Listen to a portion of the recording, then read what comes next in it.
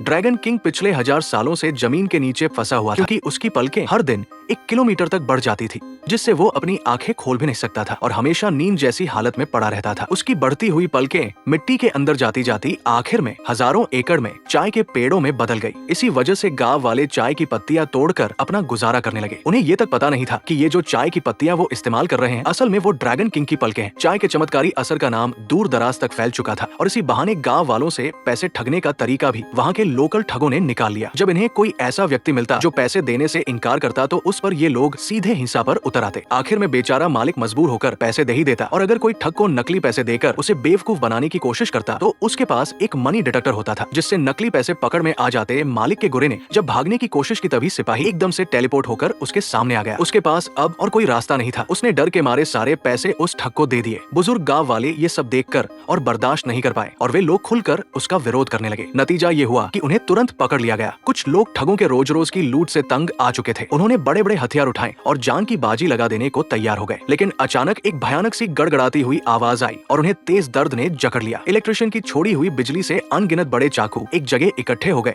और वही उसका हथियार बन गए। अगले ही पल सब लोग जमीन पर गिर पड़े। लेकिन असल बात ये थी कि ये लोग ठग थे ही नहीं। उनका मालिक महल की एक नकली राजकुमारी थी। वो हर दिन एक मुखौटा पहनती थी और राजकुमारी का रूप धारण करती थी। वो सिर्फ इसलिए करती थी कि ड्रैगन किंग उसे चुन ले। इससे भी अधिक अपमानजनक बात यह थी कि असली ड्रैगन किंग को पहले ही ले जाया गया था। ये तो बस सॉफ्टवेयर द्वारा नियंत्रित ड्रैगन किंग का एक मॉडल मात्र था। असल ड्रैगन किंग को उसकी बेहद लंबी पलकों की वजह से चुड़ैल ने महल के नीचे कैद करके रखा था और ड्रैगन किंग का असली रक्षक जैकी चैन वो भी एक रूसी जेल में बंद था। खुशकिस्मती से असली राजकुमारी आम लोगों के बीच छुप कर रह रही थी। चुड़ैल का राज खत्म करने के लिए उसने खुद सभी लोगों को लड़ने के लिए तैयार किया। बारूद न होने पर उन्होंने मिर्च पाउडर को ही गोले बारूद का काम दिया और उड़ने वाली मशीन न होने पर छतरियों को ग्लाइडर बना लिया। जैसे ही लड़ाई का वक्त आया, लोग पहाड़ की चोटी से कूदकर हवा में उड़ गए। का निशाना था वो महल जहाँ चुड़ैल रहती थी।